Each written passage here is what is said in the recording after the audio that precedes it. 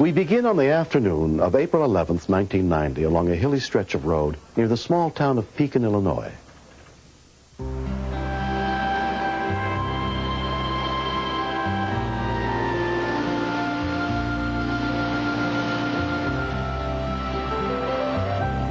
Gary out at Steak and Shake. EMT Steve Thompson and his partner Mike Ersogovich were on their way to meet another ambulance crew for a dinner break. We were headed southbound on Parkway Drive, and there's people coming home and going to work at about that time. So there was a lot of heavy traffic. We saw a car going northbound, weaving erratically. Looks like they're drunk or something. I don't know. Well, those cars, they're going to hit the cars.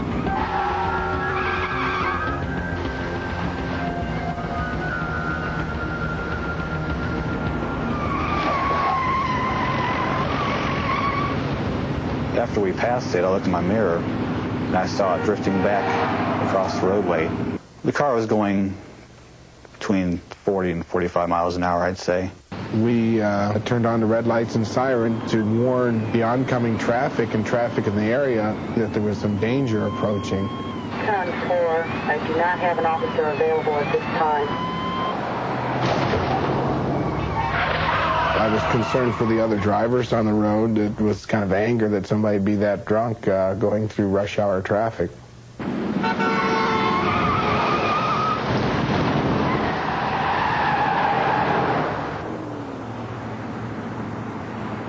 EMT Tom Siren and his partner were also heading south, on their way to meet the other medic unit.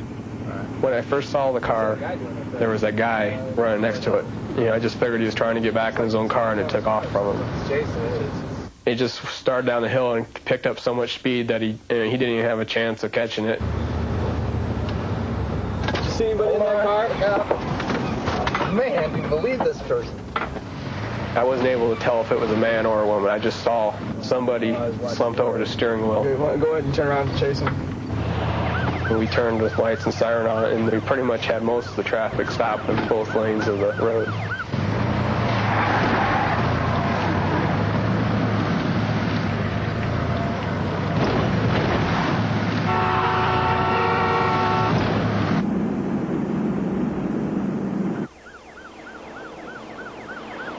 As we were proceeding after the car and reaching the city limits, the traffic would be approaching highway speeds, 55, maybe 60 miles an hour.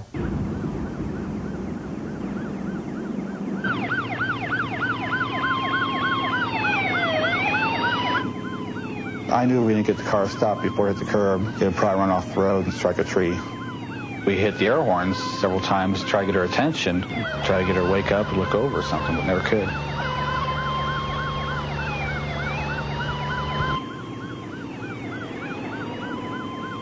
The car came to a small grade, and it looked as if it was slowing down quite a little bit.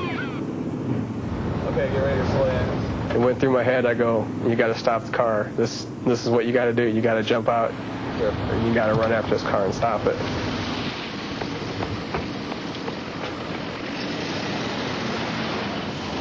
It was moving a lot faster than I thought it was at the time I got out of the ambulance. And there was a point where I thought I was just going to have to stop and let it go.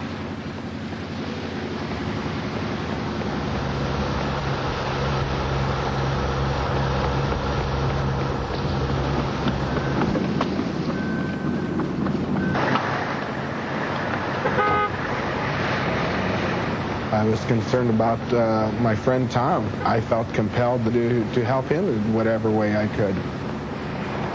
Tom, there's a baby in the car.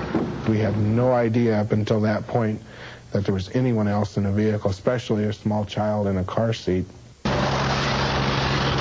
careful, I'm going to throw up the park on 3. 1, 2, 3. She was indeed in an unconscious state. Once we saw the driver of the car, we knew it wasn't someone intoxicated. It looked like a medical problem. You take a ride with me? Huh? The child was looking around, had no idea what was going on, had no idea that he was in any kind of danger or that anything could happen to him. Mike took care of the patient, took her vital signs. We didn't have any idea what was wrong with her. You know, we thought she might have been diabetic and had a reaction. On the way to the hospital, she started coming around. She could tell me her name. That was all she could say. I asked her if she knew where she was going or where she'd been, and she couldn't answer those questions. 27-year-old Susan Fugit regained consciousness at the hospital, where she was referred to neurologist Mahasuk Shah for diagnostic tests. Close your eyes and touch your nose with this finger. We did some testing on her, and when we did the EEG, we made a diagnosis on her that she was suffering from epilepsy. I felt fine that day. I didn't have any sign that I was going to have a blackout like that. The best thing that came out of all of this was finding out what was wrong with me, and getting the medication, and more than likely I don't have to worry about it happening again, as long as I do what the doctor tells me to do. Now, where's this go? That's his other hand. There. If something would have happened to Joshua, you know, when I blacked out, I would have hated myself. Joshua's my life. Okay, now which piece should I put on there? And I just thank God that those ambulance drivers were there. I'm very grateful for what they did. I thought the risk was minimal to us to possibly saved several people's lives. I'd probably go ahead and do it again, and probably look back after it was all over and said, that was stupid to do that again. But no doubt in my mind I'd do it again. Did you do it? Yeah.